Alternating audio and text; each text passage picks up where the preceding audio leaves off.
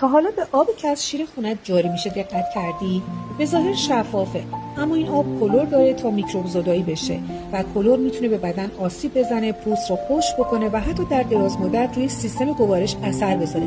اینجاست که دستگاه‌های تصفیه به کمک میان، اما بدون تبض فیلتر این دستگاه‌ها هم خاصیتشون رو از دست میدن. آب سالم فقط آبی نیست که تصفیه شده باشه، بلکه آبیه که تعادل شیمیایی و انرژی طبیعی خودش رو حفظ کرده باشه. یکی از بهترین راه‌ها برای این کار قلیایی کردن آبه، چون محیط قلیایی به کاهش اسید در بدن کمک میکنه، التهاب رو کم میکنه و متابولیسم سلول‌ها رو بهتر میکنه.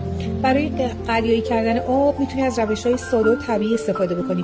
اضافه کردن کمی جوش شیرین، چند قطره آب لیموی تازه، چند برگ نعنا و حلقه‌های خیار که هم خاصیت قلیایی دارن و هم سم‌زدا هستن.